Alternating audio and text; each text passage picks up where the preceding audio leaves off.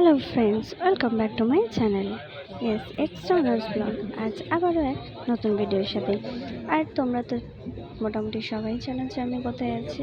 হ্যাঁ, আমি আছি অযোধ্যাতে।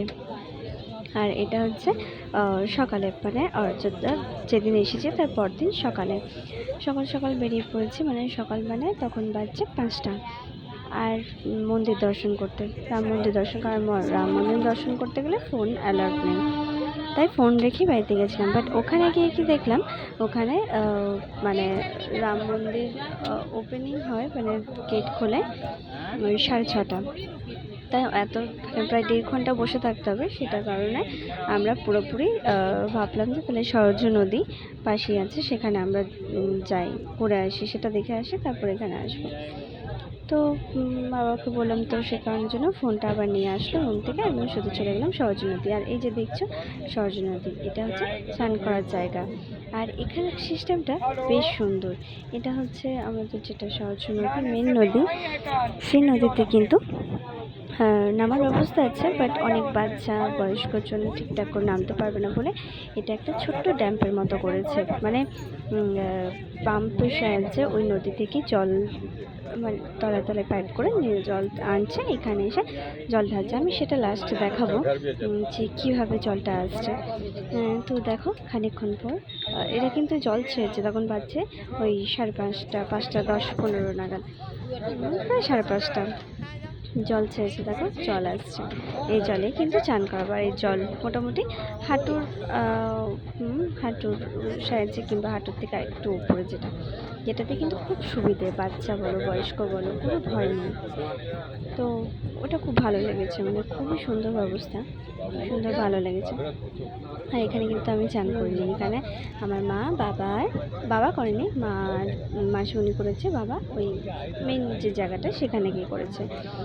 তারপরে এখানে একটা দিয়া জ্বালানোর একটা ব্যাপার ছিল, যে যার নামে মানত করে হোক বা তুমি স্নান টান সেরে তুমি ওখানে কিন্তু জল দিয়া জ্বালাতেই পারো, মানে প্রদীপ জ্বালানোর ব্যাপার। আর এখানে আমি একদম পুরোপুরিভাবে জল ঠেকিয়ে, মাথায় একটু জল ঠেকিয়ে, ফুচকিটাকেও কিন্তু আমি স্নান করাইনি। কিন্তু জলটা এত ঠান্ডা যে, আর সকাল সকাল গেছি তো অনেকটা হাওয়াও দিচ্ছিল, তাই কিন্তু আমি ওকে স্নান টান করাইনি। মার মাসিমণি করেছে, ওকেও মাথায় একটু জল দিয়েছি, আর এদিকে আমার মাথাতেও কিন্তু জল ঠেকিয়েছি। তারপরে দেখলাম পাশে ওই দিয়া জ্বালানোর যেটা বললাম, সেটা প্রদীপ জ্বালানো। তারপর পাশে একটা নিয়ে আমি আর পুচকি মিলে, দুজন মিলে মা মেয়েতে প্রদীপ নিয়ে জলের মধ্যে ভাসা পড়ে। তো এটাও বেশ ভালো লাগলো, অন্যরকম। আর এই যে দেখছো হাতে যেটা বাঁধা, সেটা একটা মানে কি বলবো, সে নামাবলি যেগুলো হয় সেরকম ধরনের, এটা সরুর মধ্যে। আমার ইচ্ছে হলো যে আমি নেব, তাই একটা নিয়েছি। ওটা পুচকিটা মাথায় বেঁধে রেখেছিল শেষে, ওই বলছিল মা আমি এটা নেবো, তো ওর কারণের জন্য আরও নেওয়া, আর আমারও ভালো লাগছিল। তো টিয়া জ্বালিয়ে দেখো মোটামুটি সবাই চান করছে, আর পুচকিটা এখানে কিন্তু ভীষণ খুশি যে ও এটা জ্বালিয়েছে। তারপর ওগুলো কমপ্লিট হয়ে মাদের স্নান টান হয়ে আমরা চলে গেলাম যে একটু চাটা খেয়ে নিই, তারপরে কিন্তু আমরা ঘুরবো। তো এটা দেখো আমরা চাটা খেয়ে নিলাম, আর এটা খেয়েছি কিন্তু আজকে লিকার চা, কারণ লিকার চা আমি সেই এসে থেকে কিন্তু লিকার চা খাইনি, আমরা দুধ চাই খেয়ে গেছি।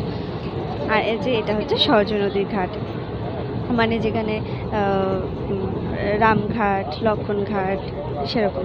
এটা সরজু, আমরা গেছিলাম যে নৌকায় করে, আমরা কিন্তু সেগুলোও দেখে এসেছি। আর নৌকা চাপার সেটা হচ্ছে ফুচকির জন্য, কারণ ফুচকিটা এতটা, মানে আমার ভয় লাগছে, সে জায়গাও এতটা সাহসী যে মানে ও ওই নৌকা থেকে জলে হাত দিচ্ছে, মানে কী বলবো, একটু বাচ্চা।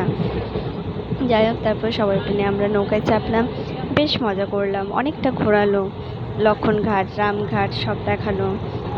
আর বলতে পারো এটার কিছুটা পুচকিটার জন্যই হলো, কারণ পুচকিটার ইচ্ছাতেই বেশি হয়েছে। আমরা চাপতাম না কেন, কিন্তু ওর একটু জোরটা ছিল, তো তাই আমরাও জোর করে বললাম যে চলো দেখেই আসি। তো দেখো বেশ সুন্দর লাগছে, মানে বেশ সুন্দর লাগছে। আর পুচকিটাকে দেখবে, তাও পুচকিটাকে একটু পর দেখবে যে কতটা সাহস ওর। দেখো ও কিন্তু একদম ধারে বসেছে। আর হ্যাঁ, লাইফ জ্যাকেট কিন্তু ও পরেনি, অবশ্যই বাচ্চাদের পরা দরকার। বাচ্চা কেন, নৌকার মধ্যে গেলে সবারই পরা দরকার, কিন্তু কি উনি পরবেন না, ওনার নাকি ভালো লাগে না। দেখো আমরা সবাই পড়েছি কিন্তু ওটা পড়িনি, কিন্তু বাচ্চাদের তো আরও বেশি দরকার তাই না, কিন্তু ও পড়েনি, ছোটো তো পড়তে চায়নি। কিন্তু আরেকটা কী হয়েছে জানো তো, মাঝ জলে গেছি, সেখানে স্টার্ট বন্ধ হয়ে গেছে, স্টার্ট নিচ্ছে না। আমরা তো সে ভয়ে একদম জড়ো সড়ো যাকে বলে। তারপরে এই যে দাদা ছিল, যে ভাইটা ছিল, বললো যে কোনো চিন্তা কিছু নেই, কিচ্ছু হবে না, শুধু যেন না নড়া হয়, একদম স্টিল বসে থাকো। আমার পাশে যারা বসেছিলেন তারা সে আমাকে একদম টিপে ধরেছে। আমি আমি তো ভীতু, তার মিশিলে আবার ওরা ধরেছে, আমি আরও ভয় পেয়েছি। তাও ওদেরকে বলা হচ্ছে, এবার তারা বয়স্ক মানুষ ছিলেন যে, তো তাদেরকে বলছি না না ঠিক আছে, অসুবিধা হবে না, একটু বসুন একটু বসুন। দেখ আমি ওকে সান্ত্বনা দিচ্ছি। তো আর এদিকে দাদাটা বলছে না কোনো অসুবিধা নেই, তারপর যাক ঠিকঠাক হয়ে গেছে, কোনো ভয় কিছু হয়নি, বা খুব একটা যে অসুবিধা হয়েছে তেমন না, একটু ভয় লাগছিল, বাট তারপর ঠিকঠাক হয়ে গেল। তো তারপর দেখো এগুলো রামঘাট লক্ষণঘাট সব দেখালো, দেখিয়ে আমরা কিন্তু ফেরার দিকে। বেশ ঘুরতেও বেশ ভালো লাগলো তাই না, জলে এরকমভাবে মাঝে মধ্যে কী বলবো, সব রকমের পথই দরকার, কারণ সব রকম যত চড়বে নিজেদেরও একটু সাহস বাড়বে, নিজেদের অভিজ্ঞতা বাড়বে, নিজেদের এক্সপিরিয়েন্স বাড়বে তাই না। হ্যাঁ দেখো, দেখছো মেয়েটার এত সাহস দেখেছো, আর মেয়েটা দেখো এই কী বলবো ফেটিটা কিন্তু মাথায় বেঁধে দিয়েছে, বেশ ভালো লাগছে, ছোটো ছেলে তো বেশ ভালো লাগে। যাই চলো তাহলে তোমরা একটু দেখতে থাকো, তারপর আমি কথা বলছি।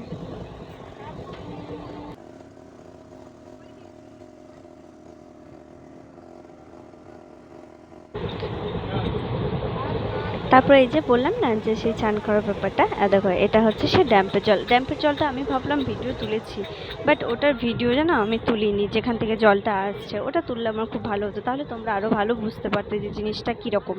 যারা যারা অযোধ্যা এসছো তারা জানবে, আর যারা যারা আসোনি আমি তাদের কথা বলছি।